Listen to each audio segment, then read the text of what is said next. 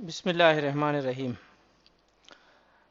आज का हमारा नर्सिंग रिसर्च का लेक्चर 4 जो है वही यूनिट 5 का हिस्सा है, जिसमें हम एपिडेमियोलॉजिकल स्टडी डिज़ाइंस की कंटिन्यूटी में एनालिटिकल एपिडेमियोलॉजी पे बात करेंगे। लास्ट टाइम हमने लेक्चर 3 में डिस्क्रिप्टिव एपिडेमियोलॉजी की बात की थी, जिसमें हमने क्रॉस सेक्शनल स्टडी और जो डिस्क्रिप्टिव डिज़ाइन है उस पे बात की थी। आज हम एनालिटिकल स्टडी डिज़ाइन पे बात करेंगे। तो एनालिटिकल एपिडेमियोलॉजी में हमारे पास जैसे डिस्क्रिप्टिव में था, इसी तरीके से हमारे पास एनालिटिकल एपिडेमियोलॉजी में भी क्रॉस सेक्शनल स्टडीज़ होती है। सिमिलरली हमारे पास जो है वो केस कंट्रोल स्टडीज़ इसमें होती है और कोहर्ट स्टडीज़ भी इसमें होती है। इसको वन बाय वन समझने की कोशिश करते हैं, लेकिन इससे पहले हम एनालिटिकल एपिडेमियोलॉजी को समझते हैं कि जो हमारे पास एनालिटिकल एपिडेमियोलॉजी के स्टडी डिज़ाइंस जो हैं वो बुनियादी तौर पे फोकस करते हैं डिटर्मिनेंट्स ऑफ हेल्थ आउटकम्स पे, कि हमारे पास जो हेल्थ आउटकम्स हैं, यानी अगर हम कोई इंटरवेंशन करते हैं या कोई एक वेरिएबल ऐसा देखते हैं और कहते हैं कि इसका आउटकम क्या निकलेगा, तो वो हम एनालिटिकल एपिडेमियोलॉजी में स्टडी करते हैं। डिस्क्रिप्टिव में तो हम सिर्फ डिस्क्राइब करते थे किसी भी सिचुएशन को, लेकिन एनालिटिकल में हम देखते हैं कि अगर फॉर एग्जांपल जैसे कोई भी हमारे पास हेल्थ से रिलेटेड कोई कंडीशन हो, जैसे अनहाइजेनिक सिचुएशन है या क्राउडी एरियाज़ में कोई ज़्यादा एक्सपोज्ड है, या फिर इस तरीके से जंक फूड या सेडेंट्री लाइफस्टाइल है, तो उनके हेल्थ आउटकम्स क्या निकलेंगे। सो एक चीज़, एक वेरिएबल का एसोसिएशन दूसरे के साथ जब हम देख रहे हो तो उसको एनालिटिकल एपिडेमियोलॉजी में हम देखते हैं। इसी तरीके से हमारे पास वाई एंड हाउ के क्वेश्चंस को आंसर किया जाता है, जो आपसे पूछते हैं वाई, एक काम क्यों हुआ है और किस तरह हुआ है। सिमिलरली हमारे पास it describes the association between exposure and outcome, कि जैसे हम देख लेते हैं कि अगर तो कोई एक्सपोज हुआ है किसी भी हेल्थ या डिजीज़ कंडीशन से, और उसमें फिर उसी से रिलेटेड आउटकम निकला या नहीं निकला। फॉर एग्जांपल अगर कोई, किसी को नहीं पता और किसी ऐसे बंदे के साथ इन कांटेक्ट आया जिसको कोविड हुआ है, तो वो तो एक्सपोज हो चुका है। अब हमने देखना ये होता है कि एक्सपोज चूंकि हो गया है, अब आउटकम इसका है कोविड इन्फेक्शन, तो क्या उस इंसान में जो एक्सपोज हो चुका है कोविड इन्फेक्शन होता है या नहीं होता।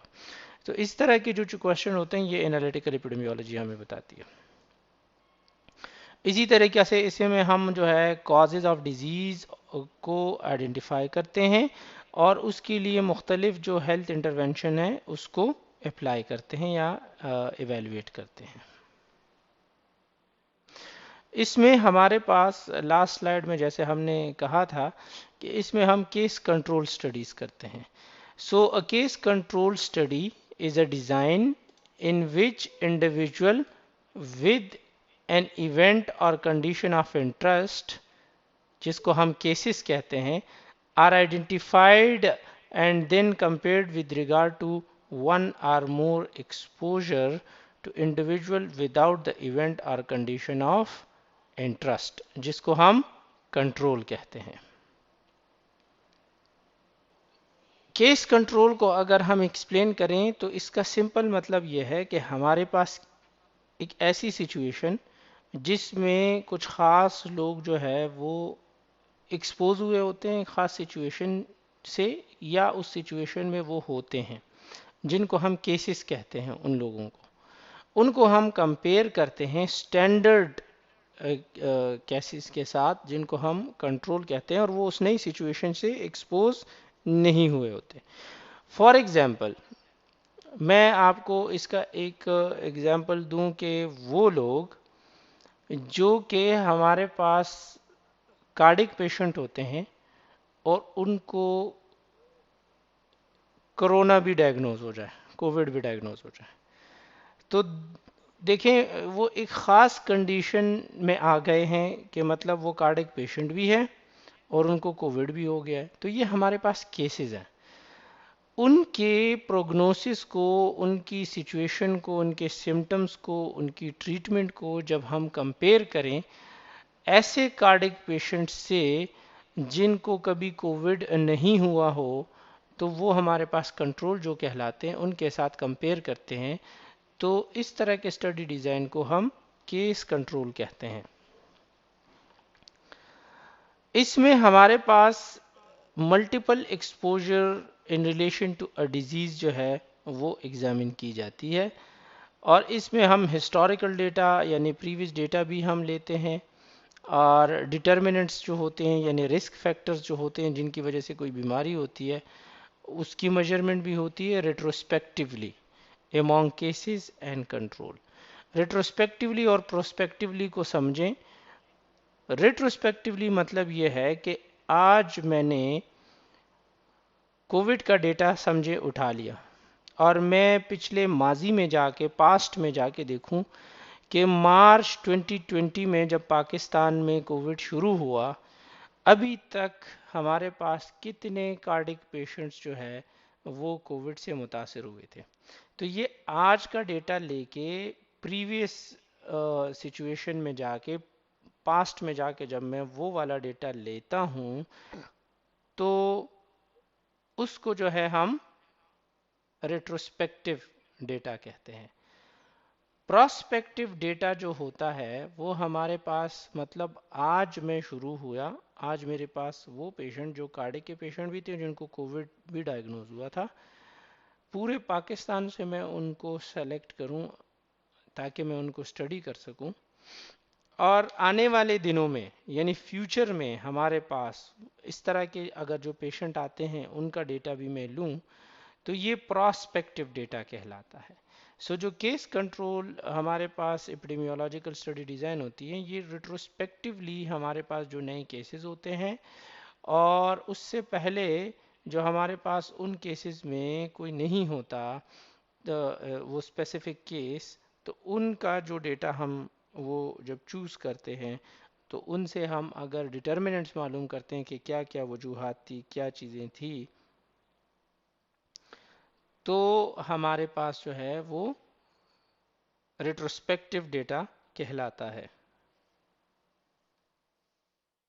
अगर इस चार्ट को हम देखें तो हमारे पास देखिएगा कि देखें येलो कलर में हमारे पास है केसेस और ग्रीन कलर में हमारे पास है कंट्रोल। केसेस वो हैं जिनको डिजीज़ है, जबकि कंट्रोल वो है जिनको डिजीज़ नहीं है। ठीक है। अब केसेस में कौन से लोग थे जो कि एक्सपोज्ड हो चुके थे किसी न्यू खास कंडीशन से, और कितने ऐसे लोग थे जो कि एक्सपोज नहीं हुए थे। इसी तरीके से कंट्रोल में भी सपोज करें मेरे पास है 100 पेशेंट्स। अब इन 100 पेशेंट्स में से मैं 50 पेशेंट्स जो है वो एज केसेस अटेंड करूं और 50 पेशेंट जो है मैं उनको एज अ कंट्रोल देखूं।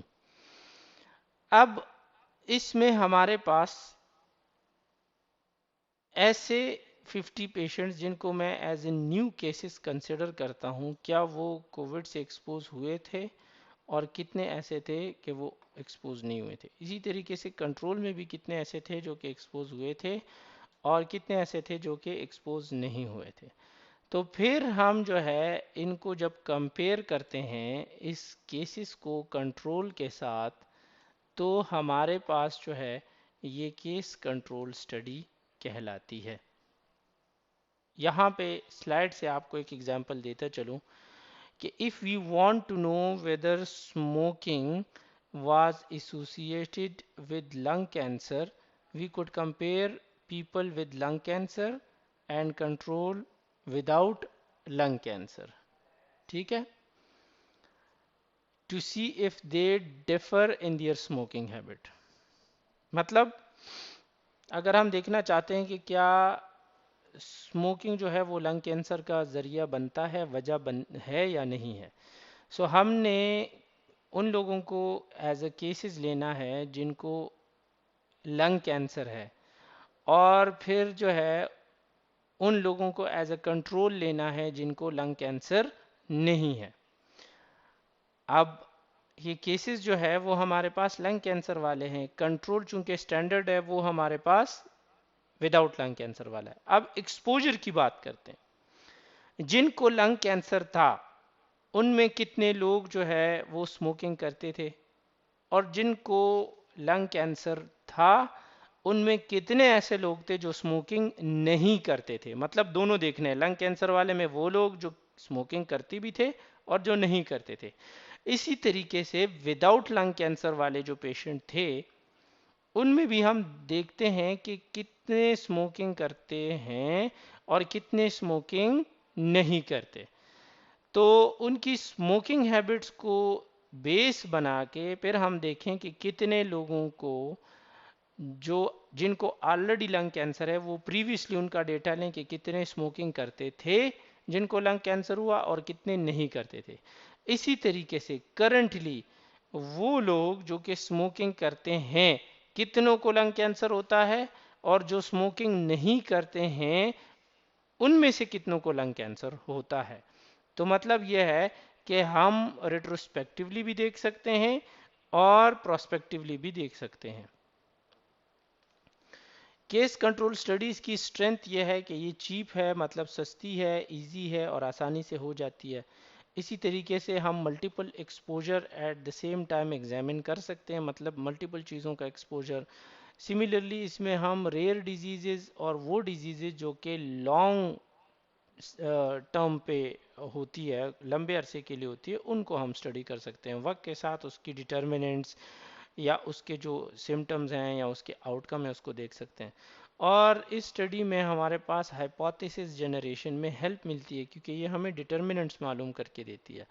अगर लिमिटेशन की हम बात करें तो केस कंट्रोल स्टडीज़ जो है इसमें केसेस और कंट्रोल की सिलेक्शन जो है वो थोड़ी सी ट्रबलसम है, थोड़ी सी मुश्किल है। हमें केसेस और कंट्रोल को सेलेक्ट करते हुए थोड़ी सी हेजिटेशन और सिलेक्शन बायस का सामना करना पड़ता है।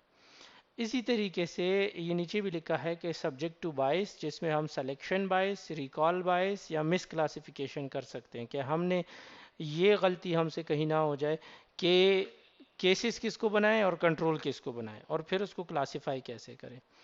इसी तरीके से टेम्पोरल रिलेशनशिप्स इसमें क्लियर नहीं होते। टेम्पोरल रिलेशनशिप जो है हमारे पास वेरिएबल के दरमियान हम किसी अ, एक वेरिएबल की इंटेंसिटी को जो है वो हम नहीं मेजर कर सकते। कि फॉर एग्जांपल अगर लंग कैंसर जो है हमारे पास स्मोकिंग की वजह से, केमिकल की वजह से, रबड़ स्मोकिंग इनहेलेशन की वजह से, इस तरह बहुत सारे इसके और रीजंस है, जेनेटिक्स है और बहुत सारे, अगर उसमें से हमने किसी डिटर्मिनेंट पे बात कर रहे हैं तो हम इसमें ये नहीं कह सकते कि कौन सा हमारे पास एक वेरिएबल जो है वो किस हद तक इसमें कंट्रीब्यूट कर रहा है। सो टेम्पोरल रिलेशनशिप इसमें क्लियर नहीं होती। इसी तरीके से मल्टीपल आउटकम्स जो है एक्सपोजर तो स्टडी कर सकते हैं मल्टीपल, कि फॉर एग्जांपल अगर कोई स्मोकिंग भी कर रहा है और वो कोयले के कान में काम भी कर रहा है, इसी तरीके से वो रबड़ इनहेलेशन भी कर रहा है, तो ये तो एक्सपोजर है जो कि लंग कैंसर कॉज कराते हैं। लेकिन मल्टीपल आउटकम हम एट अ टाइम स्टडी नहीं कर सकते इसमें, क्योंकि हमारे पास जो है वो इनकी वजह से बहुत सारी ऐसी चीज़ें होती हैं और हमने फोकस करना होता है लंग कैंसर पे अगर, तो फिर बाकी हमसे मिस हो जाते हैं। जहाँ तक कोहर्ट स्टडी डिज़ाइन है, ये भी एक एपिडेमियोलॉजिकल एनालिटिकल एपिडेमियोलॉजी का स्टडी डिज़ाइन है जिसमें basically we define it is defined as a group of people with common characteristic of experience. Cohort group को कहते हैं। तो हर इसमें हम जो ग्रुप बनाते हैं उसमें हम सिमिलर कैरेक्टरिस्टिक के, कॉमन कैरेक्टरिस्टिक के या कॉमन एक्सपीरियंसेस वाले लोगों को एक तरफ कर लेते हैं। इसी तरीके से सेम जो हमारे पास कैरेक्टरिस्टिक वाले वेरिएबल्स होते हैं उनको हम एक ग्रुप में क्लासिफाई करते हैं, इसीलिए इसको कोहर्ट कहते हैं। It examines multiple health effect of an exposure, ठीक है। Subjects are defined according to their exposure level and followed for disease occurrence. इसमें हम किसी भी एक एक्सपोजर की वजह से जो हेल्थ इफेक्ट्स होते हैं, कोई भी हेल्थ इफेक्ट हो सकता है, इसके लिए हम इस्तेमाल करते हैं। और इसमें ये होता है कि हम जो है एक्सपोजर काउंट करते हैं, देखते हैं कि भाई एक्सपोजर हुआ है, अच्छा एक्सपोजर हुआ है तो उसको हम नेक्स्ट फॉलो करते हैं उन केसेस को कि अब डिजीज़ होती है या नहीं। जैसे मैंने कोविड की मिसाल पे कि अगर किसी की फैमिली में किसी को कोविड हुआ है और उससे मिलने के लिए 25 लोग आ गए, अब 3 दिन बाद जो है उस एक बंदे को कंफर्म हो गया कि उसको कोविड हुआ था, अब तो ये 25 लोग भी क्वारंटीन होंगे। तो हम इन 25 लोगों को फॉलो करें और देखें कि जितना इस कोविड का इंक्यूबेशन पीरियड है, क्या इस दौरान में 25 में से कितने लोगों को जो है कोविड हो जाता है और कितने ऐसे लोग हैं जिनको कोविड नहीं हुआ। सो वो डिजीज़ की अकरेंस के लिए जब हम उनको फॉलो करें एक्सपोजर के बाद, वो हम कोहर्ट स्टडी में करते हैं। फॉर एग्जाम्पल, एक और एग्जाम्पल की अगर हम बात करें, mother delivered term infants versus mother delivered pre term infant followed for the presence of postpartum depression. अब दोनों ऐसी फीमेल्स, हमारे पास दो ग्रुप्स हैं। एक वो ग्रुप है जिनमें कॉमन कैरेक्टरिस्टिक ये था कि उनके बच्चे जो है अपने पूरे टर्म पे पैदा हुए, ठीक है, उनके बच्चों का जो एंटीनेटल पीरियड था वो सही पूरा था। और एक ग्रुप मदर्स का ऐसा था जिनका एंटीनेटल पीरियड पूरा नहीं था और वो प्री टर्म पैदा हुए थे। अब इन दोनों ग्रुप के जो मदर्स हैं उनको हमने फॉलो किया कुछ अरसे के लिए और उनमें देखा कि कौन से ग्रुप में हमारे पास फीमेल्स के अंदर पोस्टपार्टम यानी डिलीवरी के बाद जो डिप्रेशन होता है वो किस ग्रुप में ज़्यादा है। तो देखें एक्सपोजर तो दोनों का हुआ रिलेटेड टू डिलीवरी, चाहे वो प्री टर्म था चाहे वो टर्म डिलीवरी थी। लेकिन फिर उन दोनों में से हमने पोस्टपार्टम यानी आफ्टर द डिलीवरी जो पीरियड होता है 40 डेज का, उसमें हमारे पास डिप्रेशन किन किन को डायग्नोज होता है, वो जब हम देखते हैं तो ये एक्सपोजर के बेस पे जब हम आउटकम ऑफ डिजीज़ को जज करते हैं, ये हम कोहर्ट स्टडीज़ में करते हैं। जैसे हमारे पास केस कंट्रोल था, उसमें हमारे पास केसेस होते थे, कंट्रोल होते थे, और फिर हम उसमें देखते थे कि एक्सपोज कौन हुआ है और कौन एक्सपोज नहीं हुआ।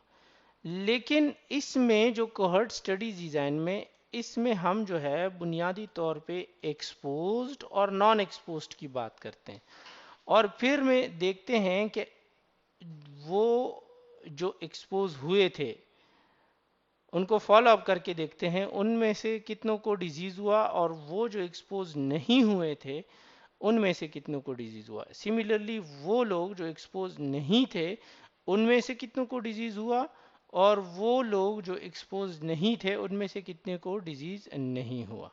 So depending upon the exposure status at start of the study, बिल्कुल रिसर्च के स्टार्ट में हम एक्सपोजर को देख के हम अपने रिसर्च सब्जेक्ट को दो ग्रुप्स में यानी एक्सपोज्ड और नॉन एक्सपोज्ड के ग्रुप में क्लासिफाई करते हैं और उसके बाद वो जो पार्टिसिपेंट है या सब्जेक्ट है they are followed over time, कुछ वक्त के लिए उनको फॉलो किया जाता है ताकि हम आउटकम को स्टडी कर सके कि क्या इनमें आउटकम आया या नहीं।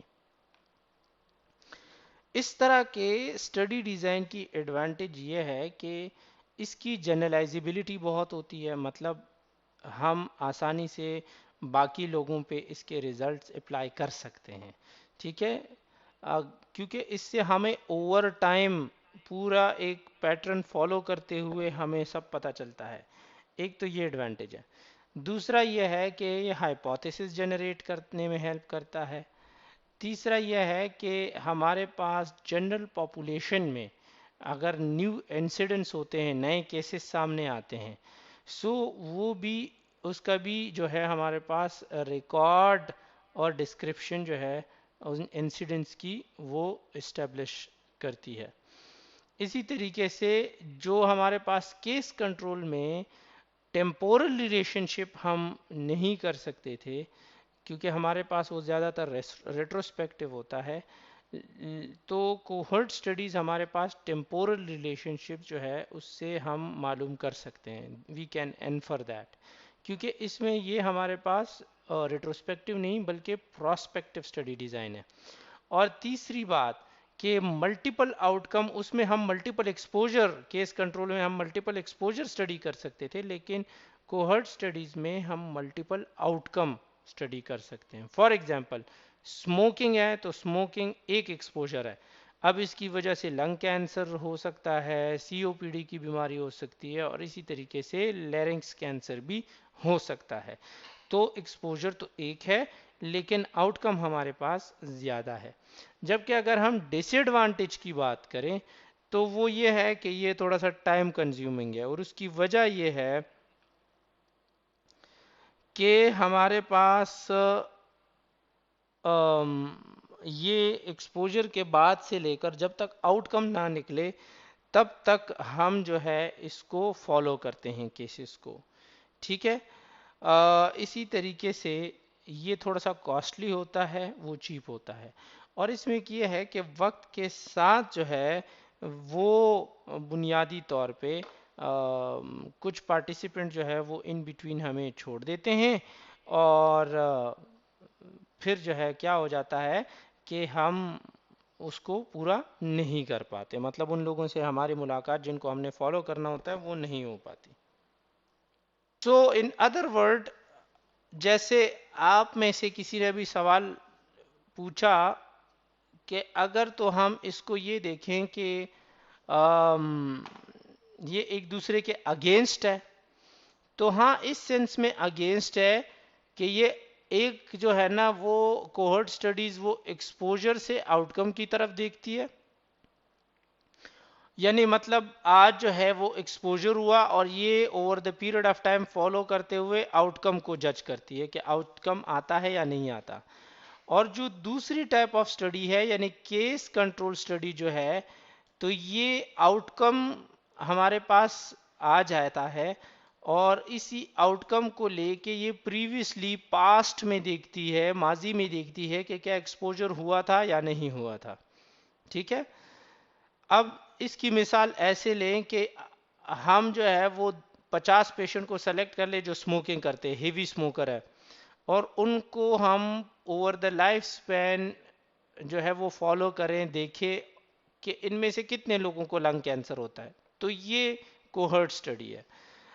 जबकि दूसरी तरफ एक मिसाल ले लें कि हमारे पास 50 पेशेंट आ गए लंग कैंसर के, और हम इनका माजी देखें कि क्या उनमें से कितने लोग ऐसे थे जो कि क्रॉनिक स्मोकर थे या बहुत ज़्यादा हेवी स्मोकिंग करते थे।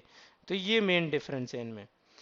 सो इसके लिए फिर हमारे पास अगर हम क्रॉस सेक्शनल स्टडी की बात करें तो देखें हमारे पास एक्सपोजर और आउटकम, ये दोनों चीज़ें जब सिर्फ एनालिटिकली यानी अंदाजे के तौर पे हम वक्त के साथ देखें तो वो एक sense of cross sectional study हमारे पास आती है।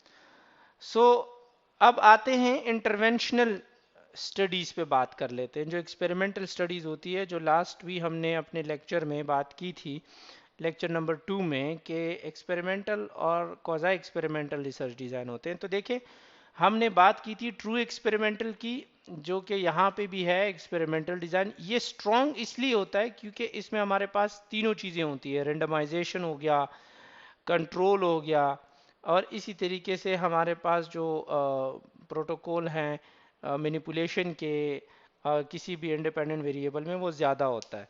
सो इसको हम रेंडमाइज्ड कंट्रोल ट्रायल भी कह सकते हैं, आरसीटी भी कह सकते हैं। वो स्टडीज़ काफ़ी ज़्यादा स्ट्रॉन्ग एविडेंस बेस हमें प्रोवाइड करती है एक्सपेरिमेंटल स्टडीज़। जबकि दूसरी जो है वो हमारे पास क्वाज़ी एक्सपेरिमेंटल रिसर्च डिज़ाइन है, जो comparatively weak interventional study design है, जिसमें हम कोई भी नई थेरेपी इंटरवेंशन अगर टेस्ट करते हैं तो उसको इम्प्लीमेंट करने के लिए हमारे पास थोड़ी सी वीक इंफॉर्मेशन मिलती है, क्योंकि इसमें हमारे पास रेंडमाइजेशन नहीं होती, और इस पे हमने लास्ट लेक्चर में काफ़ी बात की थी।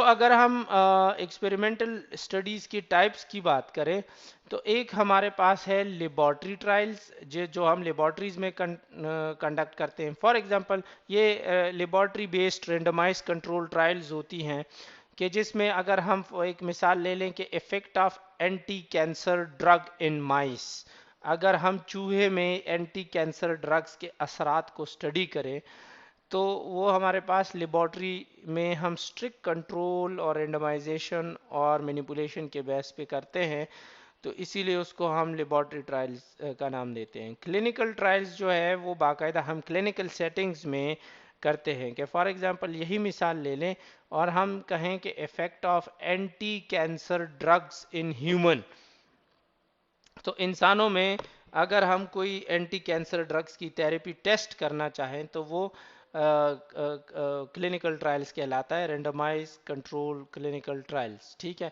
इसी तरीके से फील्ड ट्रायल या कम्युनिटी ट्रायल्स अलग होती हैं जिसमें हम कोई क्लिनिकल थेरेपी या कोई इस तरह लेबॉर्ट्री की थेरेपी तो नहीं करते, लेकिन इसमें भी हमारे पास रेंडमाइजेशन और कंट्रोल बहुत ज़्यादा होता है। जैसे हमारे पास बात करें तो फ्लोरिडेशन ऑफ टैप वाटर, कि हम कम्युनिटी में एक मोहल्ले को फॉर एग्जांपल जो है फ्लोराइड या क्लोरीन मिला हुआ वाटर प्रोवाइड करें और दूसरे मोहल्ले में हम वो क्लोरीन या फ्लोराइड मिला हुआ पानी प्रोवाइड ना करें, उनको जो जनरली जैसे वो पानी इस्तेमाल करते हैं वही, और फिर हम 2 महीने तक देख लेते हैं कि इन दोनों कम्युनिटीज़ में से कौन सी कम्युनिटी में बीमारी जो है वो ज़्यादा पाई गई और कौन सी कम्युनिटी में ज़्यादा लोग जो है वो उनको हेल्थ के मसाइल का सामना करना पड़ा, तो ये कम्युनिटी या फील्ड ट्रायल्स कहलाते हैं। सो एक्सपेरिमेंटल रिसर्च के लिए मैं आपको ये एक चार्ट एक्सप्लेन करके बता देता हूँ कि अगर तो हम देखते हैं, देखें कि डिड इन्वेस्टिगेटर असाइन एक्सपोजर, क्या एक किसी भी स्टडी को इवेलुएट करने के लिए उसके एपिडेमियोलॉजिकल डिज़ाइन को स्टडी करने के लिए हम देखते हैं कि क्या रिसर्चर ने कोई एक्सपोजर के बेस पे बात की है एक रिसर्च स्टडी में। अगर तो रिसर्चर ने जो है ना वो बात की होती है एक्सपोजर के बेस पे, तो या तो वो एक्सपेरिमेंटल स्टडी जो है उसको हम कहेंगे। वो एक्सपेरिमेंटल स्टडी में हम फिर देखते हैं कि क्या रेंडमाइजेशन या random allocation of the subjects है या नहीं है। अगर तो रैंडम एलोकेशन है सब्जेक्ट्स की, अगर पार्टिसिपेंट्स जो है रैंडमली सेलेक्ट किए गए हैं, तो उसको हम जो है ट्रू एक्सपेरिमेंटल रिसर्च डिज़ाइन कहते हैं और उसको हम रेंडमाइज कंट्रोल ट्रायल भी कह सकते हैं। अगर तो हमारे पास जो है वो पार्टिसिपेंट रेंडमाइजेशन नहीं हुई और कंट्रोल भी वीक है, तो हम उसको रेंडमाइज कंट्रोल ट्रायल नहीं कह सकते, बल्कि उसको हम क्वाज़ी एक्सपेरिमेंटल डिज़ाइन कहते हैं। दूसरी तरफ आते हैं और बात करते हैं कि अगर रिसर्चर ने एक्सपोजर की बात नहीं की है किसी सिचुएशन की, तो हम देखते हैं कि वो research study simple observational research study होती है, उसमें कोई चीज़ टेस्ट नहीं की जाती, उसमें कोई एनालिटिकल ऑब्जर्वेशन जो है वो इस सेंस में नहीं की जाती कि कॉज एंड इफेक्ट मालूम किया जा सके। तो ये इन टर्म्स ऑब्जर्वेशनल स्टडी होती है और इसमें फिर हम फर्दर देखते हैं कंपैरिजन ग्रुप को और ये कहते हैं कि आया कंपैरिजन ग्रुप है या नहीं है। अगर तो कोई कंपैरिजन ग्रुप नहीं है, सिंपल ऑब्जर्वेशन है, तो वो हमारे पास डिस्क्रिप्टिव रिसर्च कहलाई जाएगी। लेकिन अगर तो उसमें जो है वो हमारे पास अब कंपैरिजन ग्रुप भी है कि एक केसेस है और उसके कंपेयर करने के लिए कंट्रोल ग्रुप्स हैं, तो वो हमारे पास एनालिटिकल स्टडी कहलाई जाएगी। अब एनालिटिकल को फर्दर डिफ्रेंशिएट करने के लिए हम डायरेक्शन की बात करते हैं कि आया जो है हमारे पास पहले एक्सपोजर को देखा गया और फिर वक्त के साथ साथ देखा जाता है कि आउटकम क्या निकलता है। तो अगर एक्सपोजर को लेके आउटकम का इंतज़ार किया जाता है तो वो कोहर्ट स्टडीज़ होती है। लेकिन दूसरी तरफ हम देखते हैं कि नहीं, अगर तो आउटकम को लेके पीछे हिस्ट्री में जाके एक्सपोजर को स्टडी किया जाए तो वो हमारे पास केस कंट्रोल स्टडीज़ होती है।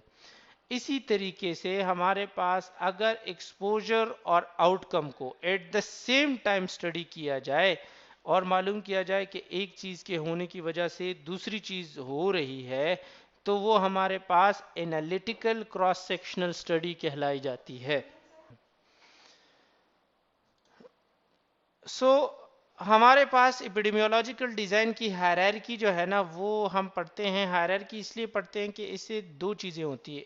एक तो ये होती है कि जितना एक एपिडेमियोलॉजिकल डिज़ाइन जो है वो टफ होता जाता है, जितना जो है वो डिफ़िकल्ट होता जाता है, उतना जो है वो उसकी जनरलाइजेबिलिटी और इसका एविडेंस जो हमारे पास जो रिज़ल्ट निकाल के देता है, वो रिज़ल्ट हमारे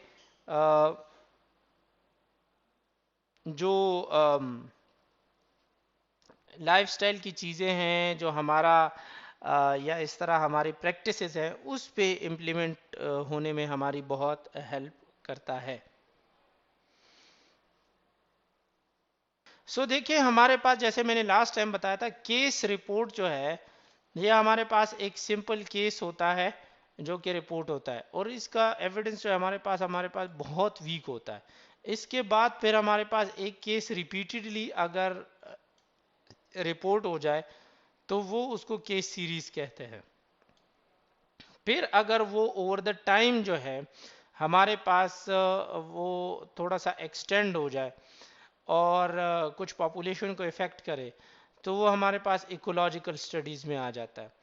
फिर अगर हम उसको जो है ना एट अ पॉइंट, और वो कंटिन्यूसली वो केसेस चलना शुरू रहे, लेकिन जैसे हमारे पास पूरे साल जो है वो टाइफाइड के केसेस आते रहते हैं, तो अगर हम साल के किसी भी टाइम पे टाइफाइड या टीबी के केसेस को वन टाइम फिनोमेना के तौर पे स्टडी करें, तो वो क्रॉस सेक्शनल स्टडीज़ बन जाती है। फिर अगर हम उसको जो है उस आउटकम को, टाइफाइड को फॉर एग्जांपल पास्ट के साथ देखें कि अगर किसी को अभी टाइफाइड हुआ है और पास्ट में जो है ना वो कंटामिनेटेड वाटर या वीक इम्यूनिटी या इस तरह एक्सपोजर हुआ है या नहीं हुआ, उस हिसाब से देखें तो वो केस स्टडीज़ होती है। और अगर हम जो है वो अभी एक्सपोजर को देख के विद द टाइम फॉलो करें कि बाद में आउटकम निकलता है या नहीं, तो वो कोहर्ट स्टडीज़ होती है। और उसी को जब हम आगे स्ट्रिक्ट लेबॉर्ट्री स्टडीज़ या इस तरह के कंट्रोल इन्वायरमेंट में रेंडमाइजेशन करते हुए स्टडी करते हैं, तो वो हमारे पास रेंडमाइज्ड कंट्रोल ट्रायल कहलाते हैं। बेसिकली ये केस रिपोर्ट जो है ना, ये सबसे वीक स्टडी डिज़ाइन है, और ये जो रेंडमाइज कंट्रोल ट्रायल है एपिडेमियोलॉजिकल स्टडी डिज़ाइन में, हमारे पास सबसे स्ट्रॉन्ग स्टडी डिज़ाइन जो है वो कहलाया जाता है। बेसिकली केस रिपोर्ट हमारे पास सिर्फ हाइपोथेसिस जनरेट करता है, जबकि रेंडमाइज कंट्रोल ट्रायल हमारे पास कॉजेलिटी जो है ना वो रिपोर्ट करता है कि भाई एक चीज़ का कॉज जो है वो क्या है और उसका इफेक्ट जो है वो कैसे आएगा।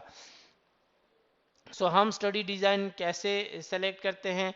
अगर हमने जो है ना किसी डिज़ीज़ का या किसी और फिनोमेना का स्पेक्ट्रम देखना है, तो हम केस सीरीज़ या केस रिपोर्ट करेंगे कि भाई एक डिज़ीज़ हुई है, उसको डिस्क्राइब करना है, या एक डिज़ीज़ जो है ना शुरू हो गई, उसका स्पेक्ट्रम क्या है, ठीक है। और या हम वो क्रॉस सेक्शनल स्टडी से भी कर सकते हैं। इसी तरीके से अगर हमने ऑपरेटिंग कैरेक्टरिस्टिक या न्यू डायग्नोस्टिक टेस्ट के जो है ना वो देख रहे हैं कि एक न्यू डायग्नोस्टिक टेस्ट निकला है, उसके ऑपरेटिंग कैरेक्टर्स क्या है, तो वो क्रॉस सेक्शनल स्टडी से कर सकते हैं। इसी तरीके से अगर हमने प्रोग्नोसिस डिस्क्राइब करनी है, वक्त के साथ आउटकम क्या आएगा, तो वो कोहर्ट स्टडी से। इसी तरीके से हमने कॉज एंड इफेक्ट देखना है, चूंकि कॉज हमें एक्सपोजर का पता चल गया, अब इफेक्ट का यानी आउटकम का वेट करते हैं, तो वो भी हम कोहर्ट स्टडी से कर सकते हैं। कंपैरिजन ऑफ न्यू इंटरवेंशन जो है वो रेंडमाइज कंट्रोल ट्रायल जो कि ट्रू एक्सपेरिमेंटल रिसर्च डिज़ाइन है उसमें कर सकते हैं। और अगर तो हमने क्वांटिटेटिवली जो क्वांटिटेटिव डेटा को समराइज करके उसको लिटरेचर के साथ इंटीग्रेट करना है और लिटरेचर रिव्यू लिखना है, तो उसको हम मेटा एनालिसिस कहते हैं। इसका मतलब यह है कि हमने 50 रिसर्चेस का डेटा उठा के एक रिसर्च बना के उसका डेटा एनालिसिस किया और उसके रिजल्ट्स लिखे, तो वो हमारे पास मेटा एनालिसिस कहलाता है। जितना यहाँ से शुरू होके नीचे ये मेटा एनालिसिस तक जितने स्टडी डिज़ाइन है, जितना नीचे की तरफ जो है स्टडी डिज़ाइन आता है इन स्टडी डिज़ाइन में, तो ये बुनियादी तौर पे स्ट्रॉन्ग एविडेंस हमारे पास क्रिएट करता है फॉर आर प्रैक्टिस। ये आज के लेक्चर के रेफरेंसेस, अगर कोई क्वेश्चन है तो पूछ सकते हैं। Thank you.